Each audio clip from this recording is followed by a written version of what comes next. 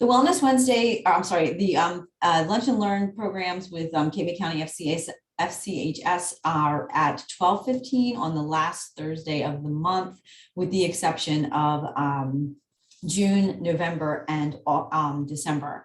So you can catch us here, quick half hour of information. And also, especially with this presentation, there is a lot of information, but there is a recorded version of this. It's a little bit longer if you want to get a little bit more in-depth information about this. And as always, if you have any questions, please feel free to reach out to me in my office. I'll just give you my email at the end so that you can contact me with any questions you might have. Just give you a little bit of background information for those of you who might not be aware. Rutgers Cooperative Extension is part of the Rutgers, New Jersey Agricultural Experiment Station. Rutgers is a land-grant university, which means that we have cooperative extension services throughout the state of New Jersey, which support community members with educational information. And everything that we do present is scientifically research-based. Rutgers Cooperative Extension is a partnership between the Board of County Commissioners, Rutgers, the State University of New Jersey, and the USDA's National Institute of Food and Agriculture. We currently have faculty or staff in 21 of the 21 New Jersey counties. And Rutgers Cooperative Extension is composed of 3 departments. They include Agricultural and Natural Resources, 4-H, Youth Development, and Family and Community Health Sciences, or FCHS, which is my department. And in FCHS, we do provide outreach to New Jersey and beyond on topics related to nutrition, chronic disease, food safety, and overall wellness. And like I said, I'm going to be sharing our webpage, our different information at the end of the presentation so that you can check us out on the internet, find any information that I might refer to here today, or be able to reach us. So we hope you reach out. Rutgers Cooperative Extension is an affirmative action, equal opportunity employer, and its programs and materials are open to all without regard to race, color, national origin, gender identity, religion or age, height, weight, disability, political beliefs, sexual orientation, marital status, family status, or veteran status.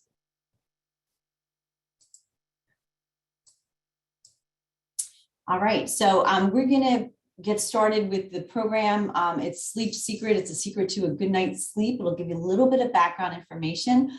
It's one of the hot topics that I do teach because a lot of people do tend to struggle with it. I'm going to ask Jackie to please release the poll at this point. We are always seeking information on demographics and who we're reaching and how we're reaching you and how you're receiving the information that we're providing for you. So if you could fill out the poll for us, it would be very much appreciated.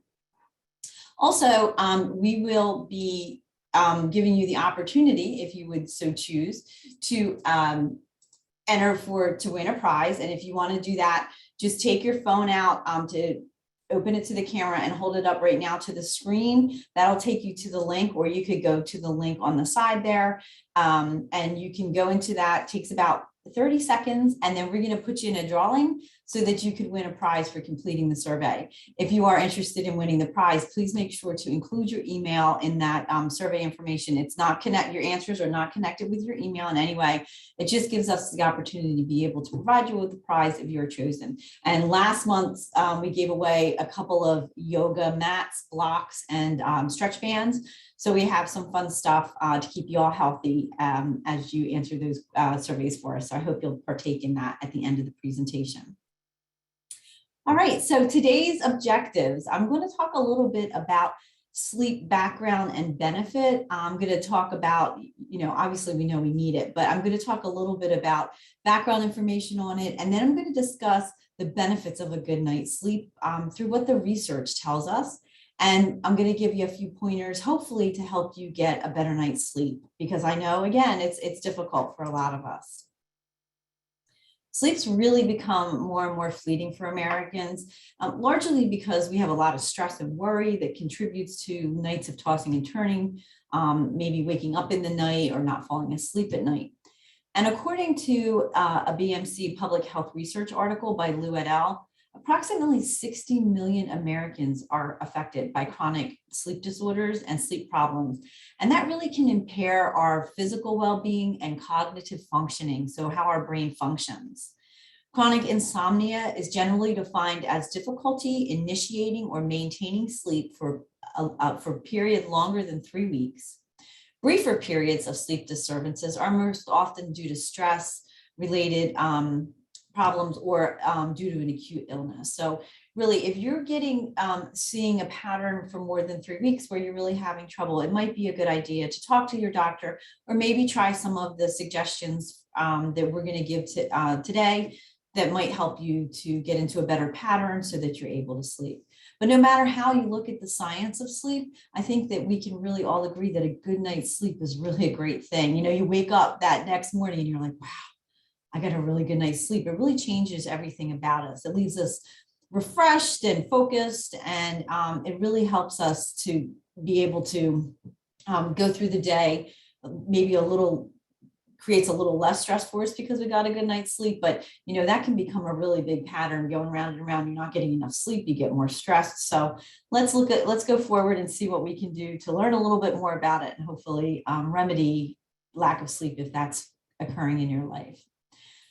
So to frame the discussion on sleep, it's really good for you to have a better understanding of the sleep stages so that you can recognize what may or may not be happening when you are or are not sleeping. The first thing to realize is that we're on a schedule that's based upon the Earth's rotation. So much like animals, our bodies receive a signal from light and dark changes each day. And that tells us when we should sleep and when we should be awake. Our body functions around these cues of light are called the circadian rhythms, and you might have heard that before. But it's really when we enter sleep during these cues, we go through several stages, but that circadian rhythm is really telling us, okay, it's time to be asleep now, or okay, it's time to be up now.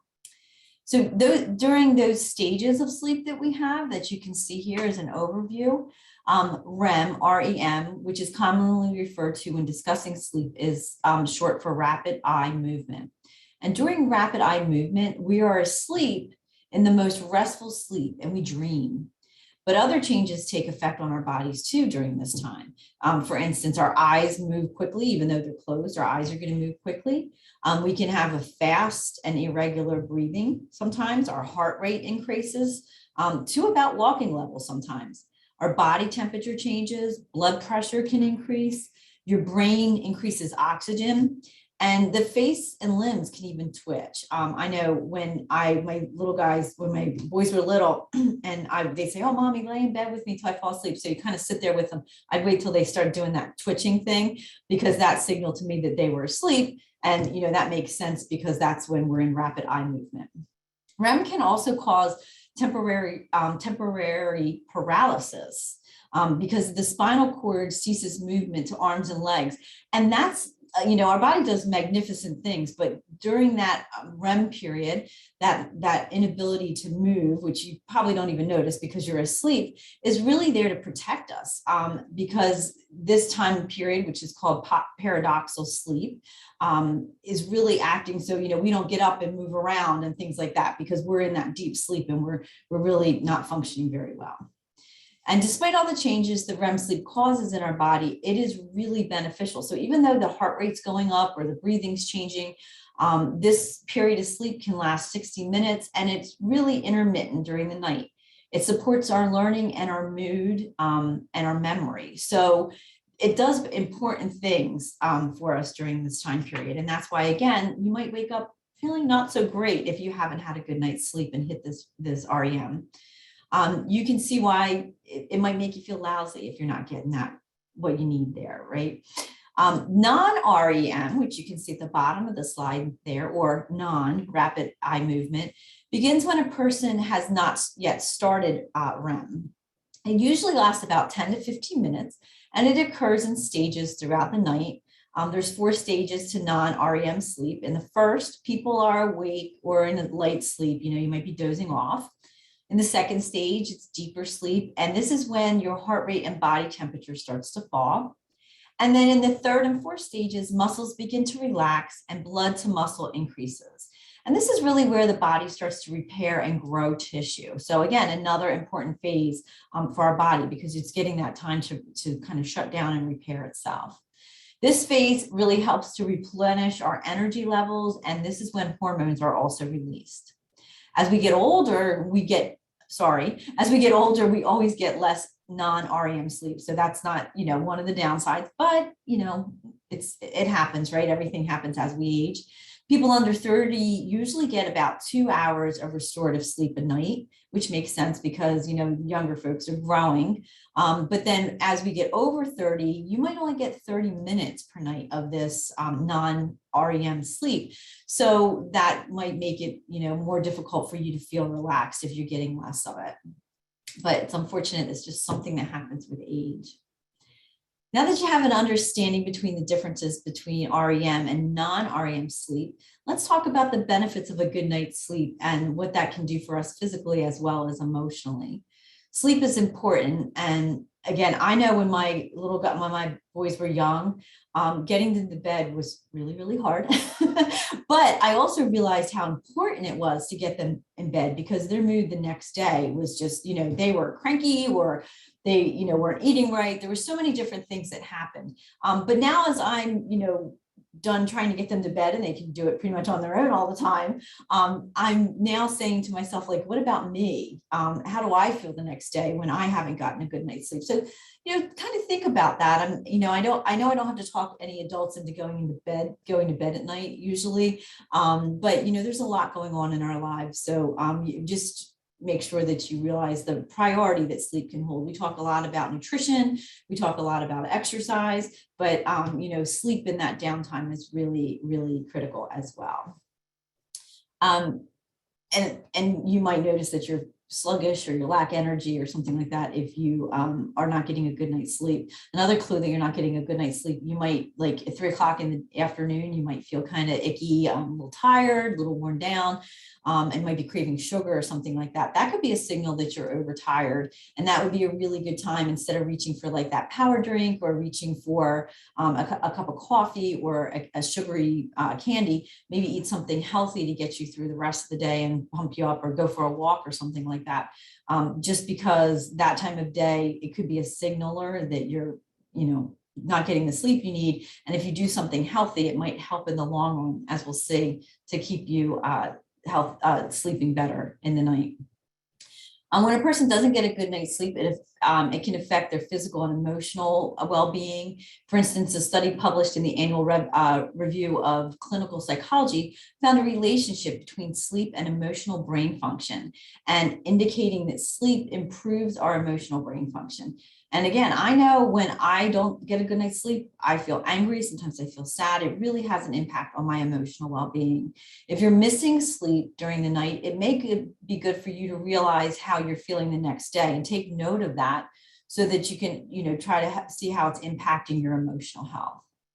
I'm going to give you some ideas again at the end of the day or at the end of the presentation to try to get a good night's sleep.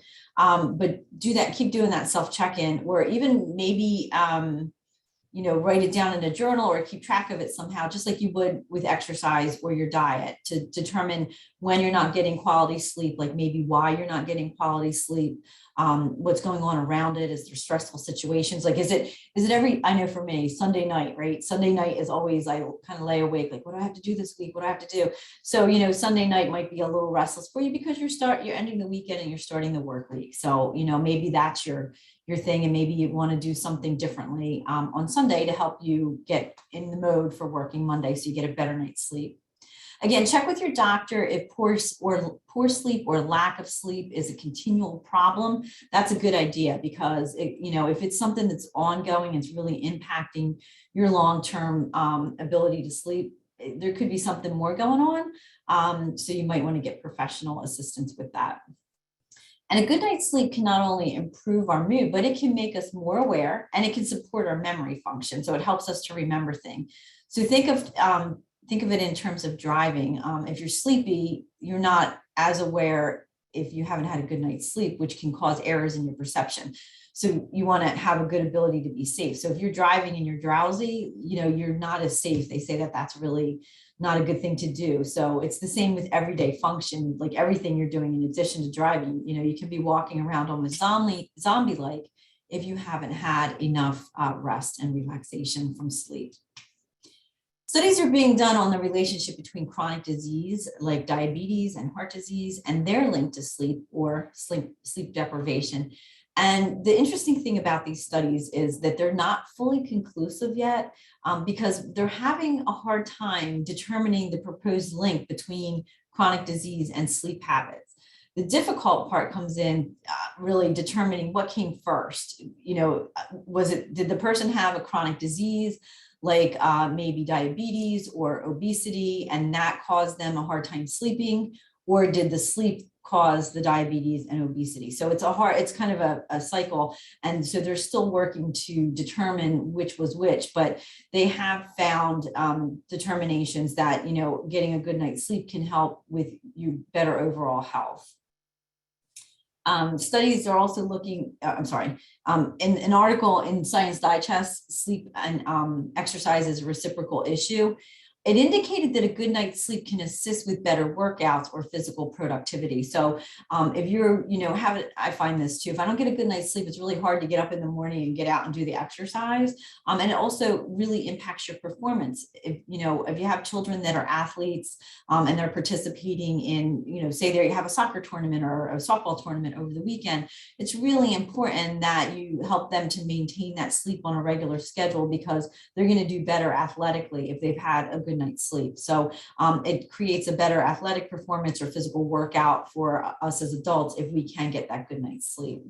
Also, a good night's sleep can help to balance our sugar levels. Remember I said that, at 3 o'clock, you might be feeling a little hungry, a little down, so you reach for the sugar. That's because our bodies are seeking energy that we're lacking because we haven't had a good night's sleep. So you can actually crave sugar from not having that good night's sleep. So that's something you want to try to use as another reason to get one. And since our bodies slow down during the sleep stages, it's been shown to give our heart a little bit of a break from working so hard and pumping the blood so much. So it really, it gives our body a nice balance and allows it that rest time, even for our interior parts of our body, like our heart and whatnot. All right, so what does the research say about sleep? And again, there's a lot of information out there. I tried to focus in a little bit about, I could spend hours talking to you about sleep because there's so much information and research-based evidence information that cover sleep in so many different areas. But I think that for today's discussion, we only have a short amount of time. I just wanted to take some of the things that I've had questions before on, or some of the things that I thought, I've heard people talk about and say, hey, what about this? So just to dive in a little deeper, there's not really an exact amount of sleep that we need. There's a recommendation for it. And that's going to vary. Some people, they can sleep for 4 hours and they're ready to go. Other people like me, I need like 8 to 10, like 8 is a minimum for me. So it's going to vary a little bit, but the recommendation doesn't give us an exact amount, but they do say adults generally need about 7 to 9 hours per night. And keep that in mind as we go through and discuss the suggestions, because there's going to be some suggestions there, and you want to keep that 7 to 9 hours. If you're feeling tired all the time and you're only getting 5 hours a night, then that might be a signal that your body needs a little bit more in that recommendation range. Babies, of course, they sleep a lot, and that's because they're growing and developing, and they might sleep 16 to 18 hours a day. And that's so that their bodies have that chance. We talked about how things are cycling and tissues regrowing and all that kind of stuff. So they're sleeping so they have that growth opportunity. And then school-age children, they need about 9.5 hours per night. And again, because they're growing and developing, but not quite as much as babies. So if you have a school-age child at home and, any of the situations that I mentioned with the moodiness or the sugar cravings or not feeling so well or falling asleep, they might not be getting enough sleep at night. So you might want to check their schedule to make sure that they're getting all that they can get, and maybe alter things a little bit in their schedule to catch them up so that they're getting all the sleep that they need to grow and develop. As we sleep, as we age too, we sleep less. Again, back to the aging thing. Sorry, we're all in that continuum, unfortunately, of aging. There's nothing we can do about it. But usually after 60, sleep becomes shorter. and even more interrupted by wakings and even a lighter type of sleep. And that's, just unfortunately something that happens as we age. It's not, I knew people would probably ask why do I dream? Why am I dreaming? It's another sleep topic. And it's not really fully understood why we don't always remember our dreams, but it is known that dreams help us to process emotions. So people that have stress or anxiety are much more likely to have frightening dreams. And dreams are most vivid during that REM stage that I mentioned earlier, but they can happen at other times during the sleep stage as well. So one thing, since I've done this research and learned about this, started presenting this presentation, I've noticed, I'm a really big dreamer, but I've noticed too at times of heightened stress that I tend to dream more, my dreams are more vivid and they are more scary. So that's something that I just recognized from having this information, from putting this slideshow together for all of you. So just something that you want to think about, if you're having some stressful dreams, maybe you're trying to get that emotion out that you're bottling up inside during the day. And we'll talk a little bit more about how to get a little less stress in your life in a minute with the suggestions to get better sleep. Studies are also being done to show the relationship between sleep deprivation and chronic disease, like I said, and people who are sleep deprived could be more likely to be overweight. Remember, we said that you're going to have those sugar cravings, so that could lead to that. You might be more likely to have a stroke or have cardiovascular disease, infections, and certain types of cancer. And that's according to the National Institute of Neurological Disorders and Strokes. But again, they're still being studied. Also being studied is the relationship between Parkinson's disease, Alzheimer's disease, and sleep. And these are diseases caused by lack of sleep, or do the lack of sleep cause the disease? Again, back and forth on that. But because sleep does aid in allowing us to get that cognitive kind of rest, it does stand to reason definitely that it could be a lack of sleep is causing you to have poor cognitive function, because, again, it makes this a little hard to focus on the day if you don't get that good night's sleep. All right, so here's the good part. Here's some tips on how to get better sleep. And again, try these. You might have to, try one for a couple of weeks. So usually behavior change takes about 6 weeks for us. So, give it a chance, be diligent about it. Make sure you're staying on top of it. If you're trying one of these, they're all really simple, mostly really simple. And they really can help you to get a better night's sleep. I know I've tried a couple of them that have worked out for me. So barrier, getting a better night's sleep. Let's take the steps out. So bedtime, time it. Take steps to go to bed at the same time and wake up at the same time every day, even on the weekends. I know. I used to sleep, be sleep deprived all week and then sleep in on the weekend and think I was going to make up for it. And that's not going to happen. We need that, again, that steady amount of time that our bodies need.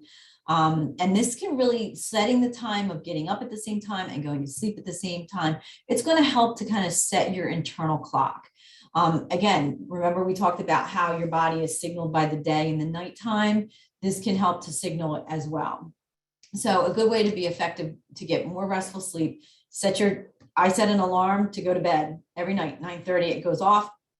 Excuse me. So no matter what I'm doing, I know it's time to go up, get in bed, get ready for bed, be in bed by 10 o'clock. And then the alarm goes off again in the morning to get me out of bed at the same time. Now, do I sleep a little later on the weekends, a couple hours? Yeah.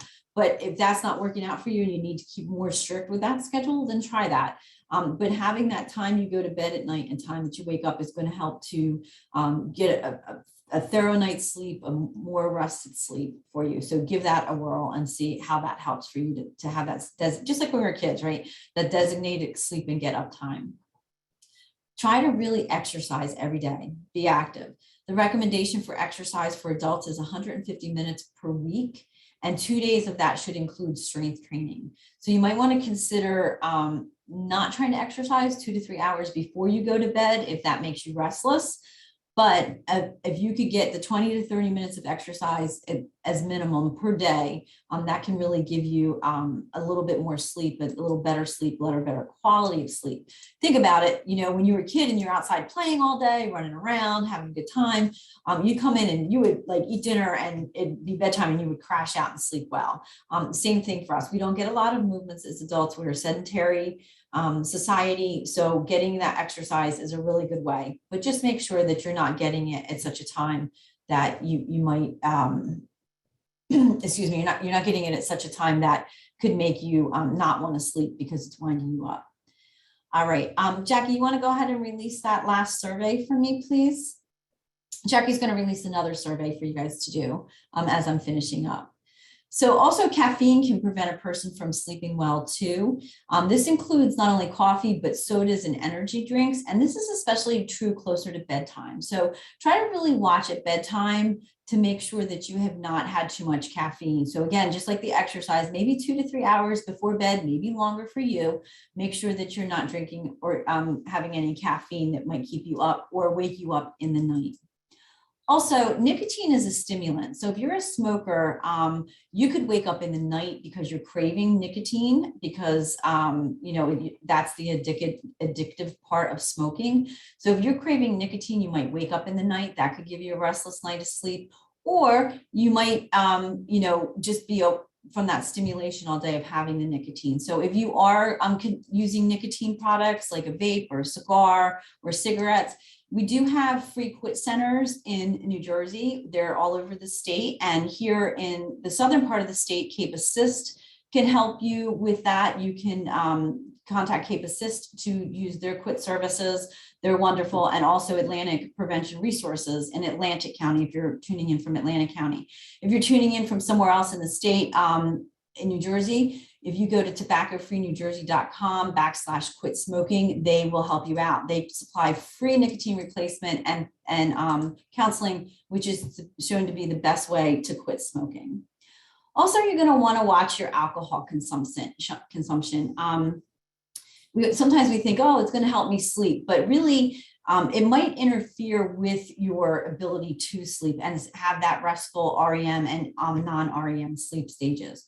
A study published in the International Society of Addiction Journal shows that the amount of alcohol can have a varying effect on how and when sleep is likely to be disrupted, which can vary on dependency levels. So the Dietary Guidelines for Americans recommends women consume only 1 drink per day and men 2 drinks per day. And again, it is a stimulant and a depressant, but it can also act to suppress sleep. So you want to watch the amounts, how soon before bed you're drinking, and how much you're drinking. So if you're consuming alcohol, you might want to pull back. During the day, try to find some things to distress. If you're looking for a way to distress, I have a presentation that is posted on our webpage called Mindfulness for Stress Reduction. It talks about using mindful meditation as a way to create stress reduction. That could mean for you doing meditation. It could mean walking in nature. It could be, going for a walk, spending time with family, but try to find that way to withdraw from some of that stress and do something to help you relax. Make your sleep area just for sleep. So a lot of us, during COVID had to work from bedrooms and whatnot. Make sure that screen's off. Those blue screens, which talks to the next one too, the blue screen from your tablet, your phone, your computer, they signal light. So they may mess a little bit with your circadian rhythm. So it might be good to unplug and make sure your sleep area is quiet, your phone is off or set on a timer that it's not going to be buzzing all night. Your emails off, all those things are not happening while you're trying to sleep because your sleep is important and much more important than that email at 3 a.m. Because then you're not going to be able to respond well if you answered an email at 3 a.m. Watch what you eat before you go to bed. If you have too much to eat, that can weigh you down and your food's trying to digest while you're trying to sleep. So that could disrupt you. If there's something that bothers you, like spicy food, you might want to stay away from that towards dinner and eat it more earlier in the day. And obviously, if you can't sleep and you're waking up in the night, don't lay there and toss and turn. It might be better to get up and get a hot bath, read a book, or do something that makes you a little bit more sleepy, and then go back and try again so you're not frustrating yourself night after night. And then finally, if you can't get this sleep, that, none of these suggestions work and you're finding it's not happening for you, consult a doctor. It's worth giving it a try because they can surely help you to find something to help you. And again, I would go with exercise, same time, sleep every night. They're going to wear you out a little bit. Watch your diet, eat healthy foods, and try to lay off the sugar. All right, so one more question I figured you would all have is about sleep aids. And there's several things that we want to do, all those things on the other slide before you try a sleep aid. And it's always best to exhaust all of these avenues before doing this, because you want to find the root of the problem, right? And not just mask it with a sleep aid. Sleep aids like sleeping pills or melatonin, in the research, there's varying degrees of effectiveness and side effects. And just because something says it's all natural does not mean it's good for you. Poison ivy is all natural. That does not mean we want to ingest it. So be an informed consumer, and remember that just because it worked for a friend doesn't mean it's going to work for you. There's no evidence that it's necessarily working. Melatonin is produced in our body naturally, and there's not been a lot of evidence that shows that it definitely taking it aside from what's produced in our body is going to help us sleep. So it's better to try the other forms, regular sleep times and exercise and good diet to make that happen. And always, always, always check with your doctor, even before taking an over-the-counter sleep aid, because it could interact with other medication, or it could also not be right for you. So before I would take any sleep aid, I definitely try the other things and talk to a doctor, even with over-the-counter. Here, like I said, there's a lot of information out here, and here's all the information that I used. And then, to conclude, try the best prevention, is always try to do that exercise, get into bed early, good diet. They're the good things that help to create the sweet dreams, hopefully. Again, if you could fill out the survey by using your phone to access the QR code, it's greatly appreciated, and you will be entered to win a prize if you do that. And here is my contact information. We had about 72% of you fill out the poll that we're doing right now. And if any of you want to do that for us, that would be very helpful. If you have further questions, let me see. I don't know if I can see the chat. Hold on. If you have any further questions for me, feel free to reach out. I will stay on for just a second. I know we're a couple minutes over time, so I will stay on to see. I don't see any questions in the chat. And again, like as you're finding, you're trying some of these different things, like going to bed at the same time or something like that. If you have questions about that I can help out with, I am glad to answer any questions. I hope you found something that, will help you to get a better night's sleep, because it is really important for us. So, all right, let's check the chat one more time. I see nothing. All right, well, have a great rest of your day. Great Friday, happy weekend. And I will see you again in May, the end of May, the 4th Thursday in May. All right, take care. Thank you.